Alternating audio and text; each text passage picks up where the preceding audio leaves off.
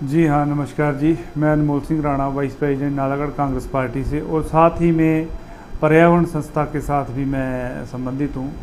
जिसके कारण हमारे पास हर रोज़ कोई ना कोई शिकायत किसी न किसी तरह की आती रहती है। जिसमें से ये एक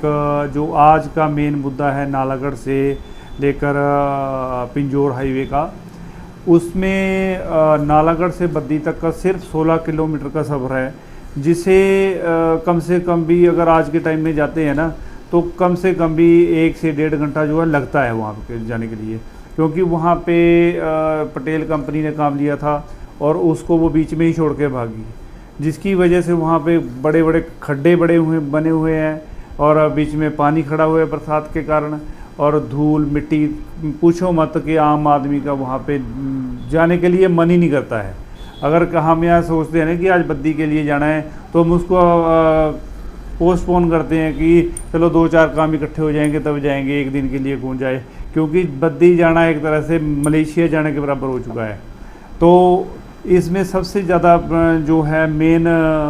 जो टारगेट इस टाइम तो सेंट्रल गवर्नमेंट ही होएगी, क्योंकि सेंट्रल गवर्नमेंट द्वारा ही से जो इसका कॉन्ट्रैक्ट जो है पटेल कंपनी को दिया गया था, जो कि बीच में ही काम छोड़कर भाग गई, जबकि उनको चाहिए था कि ये सारा काम जो है इनसे ही पूरा करवाते। तो उसका स्टेट गवर्नमेंट पर तो ठीकरा फोड़ने का कोई मतलब ही नहीं बनता है,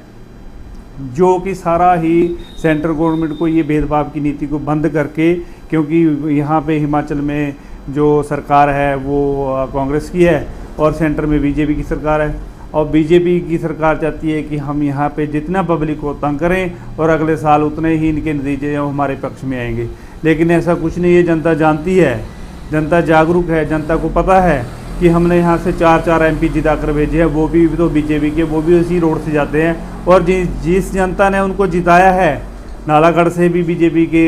कैंडिडेट को यहाँ एमपी पद को जिताया है, लेकिन उन्होंने उस रोड पे बीजेपी वाले भी चलते हैं, कांग्रेस वाले भी चलते हैं, उनके बच्चे भी स्कूलों को जाते हैं, सभी के बच्चे वहाँ पे जाते हैं। किसी के साथ कभी कोई दुर्घटना होती है, कभी कुछ होता है, ये सारी चीज़ें इंसानियत के परे है। अगर आप इस भेदभाव की नीति को छोड़ते हैं तो